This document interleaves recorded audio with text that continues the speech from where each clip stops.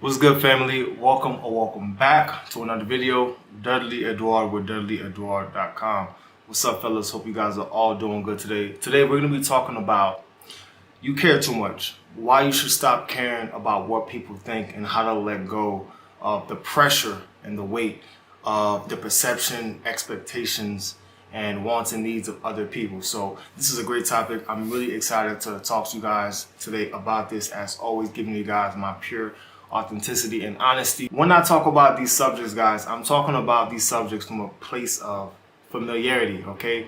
These are things that I've worked on, things that I am working on, things that I've experienced, have experience of battling with in my own personal life, as well as a lot of clients that I consult. So I'm very excited, fellas, to talk to you guys about this. Let's get started with the video, man. So a lot of people have the weight and the burden of the expectations of other people. A lot of us like to, live for other people. A lot of us have a fear of going against what other people think, of going against what the quote unquote normality is, right? I myself included. And I want to share some things with you guys, right? That's going to help you understand why I think the way that I think. Growing up, I always felt like I had to prove myself to people because I grew up in a situation where I was bouncing from home to home. I've been honest with you guys, for those of you that have either read my books or even on camera, I've shared with you guys a little bit about my personal life, right? So growing up, I was a troubled child. I bounced around from home to home without giving too much detail so I don't, out certain family members, but I went through a lot, lived in multiple different homes with certain people that I shouldn't have, experienced a lot of different things, you feel me? Like from molestation to just being around extreme violence, being around extreme darkness growing up.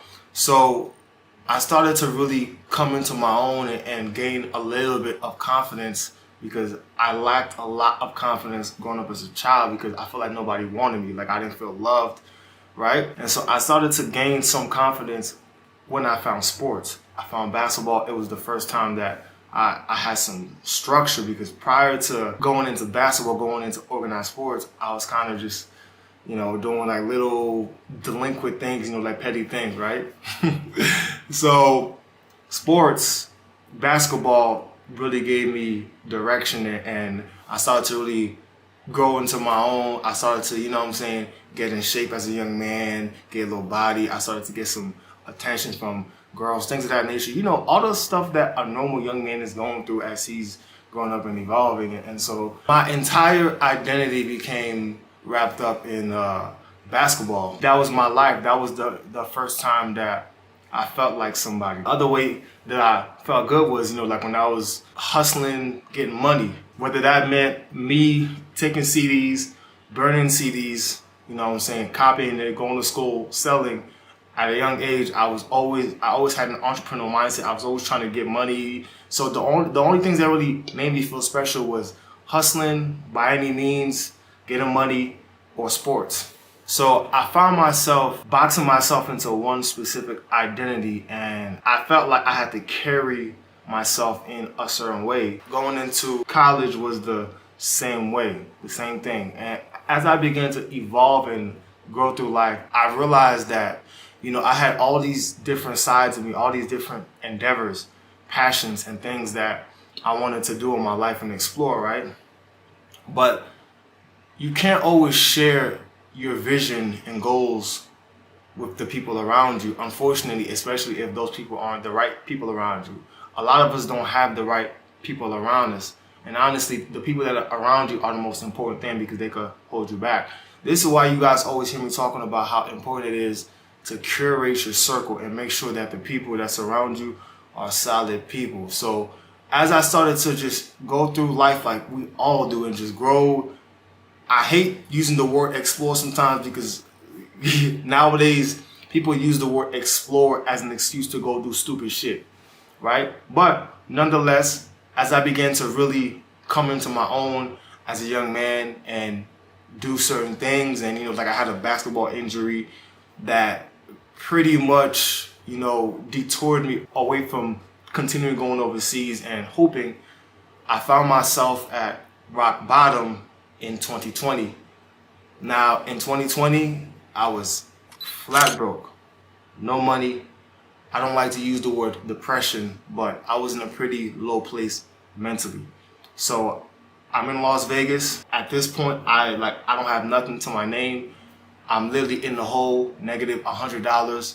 My 99 Honda Civic just broke down. I didn't have any money. I had to literally scrap up some money somehow and try to fix it. I got scammed. I'm now in Vegas, away from my family. I'm living with my ex-girlfriend at this point. We have no furniture in our apartment. And I'm sitting down one day on the floor and I'm just thinking to myself, like, damn, like, what am I gonna do in my life? Like, I'm trying all these different things, nothing's worked. Basketball's not working. I got dropped off the only team in Girona, Spain that was gonna sign me. This is the year that I became an author. I said, how can I monetize my knowledge? What can I offer the world? How can I make money off of the things that I've experienced? That year, I wrote my first 2 books and I became an author. And I said to myself, yo, there's so much more to life, man. I gotta do something. Now, I had to cut off a lot of people to be where I'm at today. I lost a lot of friends along the years, especially within these last 2-3 years. These last 2-3 years for me has been a metamorphosis, to say the absolute least. And I learned that you can't care about the opinions of other people. I would try to conform and fit in, but I realized why would I try to fit in when we were meant to stand out? As I became to just figure things out, study while also learning how to monetize and teach myself how to monetize what I've known, I started to scale and build this brand that I'm still currently scaling and building to this day. I've had many failed business ventures. I've tried a lot of different things. I had a lot of people laugh at me and say, oh, why are you doing YouTube? Or, oh, why do you have your website like this? Why are you doing this? Why are you doing that? I had so many people give me input on the way that I should do things that quite honestly weren't even qualified to be talking about that, because they didn't know what they were talking about. All of the people that were telling me these things were people that literally played it safe. I've never been somebody that's been orthodox. I've always felt different. And so as I began to grow through these hardships, when I look back at my life, this last year, the last 365 of my life has been an absolute movie. Literally. Just absolute movie. I multiple continents, learning languages, connecting with people, networking with people all across the world, building relationships. I made I try not to give too much of my business on here, but I try to be authentic at the same time. But this last year, I was in a very good position. I put myself in the best position of my entire life. Also, I lost a lot of funds with failed contracts, things going through, ventures not working, but that's life. I realized that regardless of whatever goes on along your personal journey, fellas, you cannot care what other people think about you. I used to let the opinions of other people hold me back or kind of discourage me from doing certain things. It would make me think a little bit more and doubt a little bit more. But you guys gotta pay attention to who's giving you information. Are they qualified? You know what I mean? I've always been a man who had big ambitions to be a true Renaissance man, a true man of culture, a true boss. Despite my upbringing, despite what some people might consider to be disadvantages or certain things that I had to deal with growing up, I've always been a person that attacks my fear. I've always been a person that goes against what people tell me. Maybe it's the Haitian in me. I don't know. I've always been a rebel. And I'll give you guys an example. Do you know the main reason I chose to become a polyglot was because growing up, as I've told you guys in my book, escaping thyself. As I've also told you guys on camera, I struggled with a speech impediment growing up, like a horrible stutter, bad stutter, in which kids would tease me all the time. I could never really articulate myself, right? And so the pure irony of now me being able to speak multiple languages, I can go to so many countries, literally duck off grid and be fine and survive because I can literally communicate. I've always been a man who worked on making my weaknesses my strengths. And I've always worked on leading by example, whether that's when I consult you guys with my content, the way I live my life. Fellas, you gotta do you. You gotta take your life by the horns. I don't care what type of disadvantage you have to make it your strength. You have to make sure that all corners of your fort, all your defenses are up and strong. I've been working on myself from every single angle. I had a speech impediment, okay, I got into speech therapy, worked on that.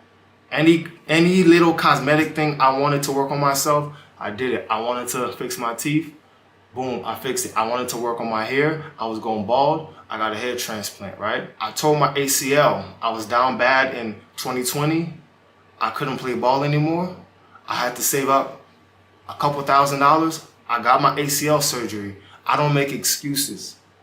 You know, I had so many people tell me, oh, I shouldn't do this, I shouldn't do that. A little bit over a year and a half ago, I sold all my stuff, I got rid of my car, I got rid of everything, and I moved to a different continent where I didn't speak the language, set up shop over there. I said, you know what? I also want to check out Europe. Boom, I went to Europe, I lived over there, I spent time in Iceland, the Netherlands, Turkey, Italy. I passed through France. You know what I mean? Like I passed through Norway. Do what makes you happy, fellas. Live your life and take your life by the horns. There are no excuses. Whatever situation you're in right now, you have full control over that, right? In Spanish, I always say, atraemos lo que somos. We attract what we are. If you have a dream, if you have a passion, if you have something you want to do, I understand we all have different circumstances. Live your life, and little by little, man, take your life by the horns. I truly believe that this is why we have so many haters in the world.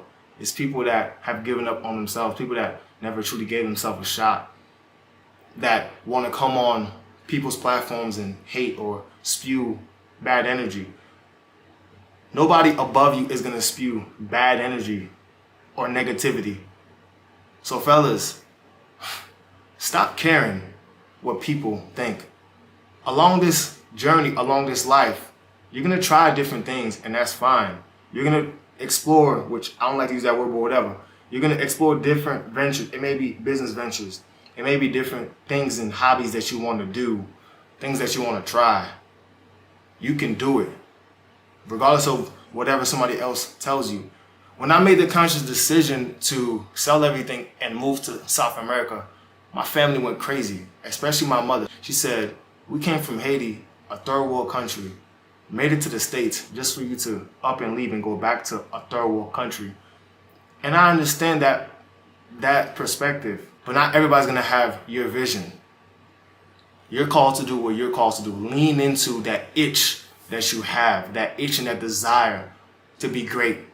And being great looks different for every man. It looks different for everybody. That might mean that you gotta pick up your shit and go live in Turkey for 6 months, just so you can make one connection to meet with this one guy that's gonna turn out to be your best friend in 10 years. Now you guys have cultivated a relationship where you built the business to now where now you can do this. Like, you never know what could happen. But if you allow the opinions and the expectations of other people to weigh you down, to bear that weight on you, you'll never be free. You'll never get the freedom that you truly desire. Trust me, I know. Every man at our core, for the most part, I would say, wants pure freedom and autonomy over our life. I know I do. This is why I've set up my life the way that I've set it up. I do what I want, when I want, with whoever I want, however long I want, anywhere I want to, across this planet. I've always had a vision of myself, as I told you. being a well-cultured Renaissance man, a man that speaks multiple languages, a man that could be anywhere in the world at the drop of a dime, a man that's charming, smart, intelligent, capable of violence, capable of just empathetic, kind. I've always, go ahead and watch my content from 4, 5, 6 years ago. I've always been a very eclectic individual, and I've always shared that with you guys within my courses, within my books, within everything that I am, everything that I offer you guys. And trust me, I've gotten backlash from tons of people, but you can't worry about that, because at the end of the day, when you die, you're going to be in that casket alone. Not with anybody else's perspective, expectations. You're going to be in there alone. And what you do today literally defines your future. So take every single day, I don't care how limited your time is, take every single day and do something that makes you happy, something that you truly desire, without giving a fuck what the next person has to say about you. That's the video, man.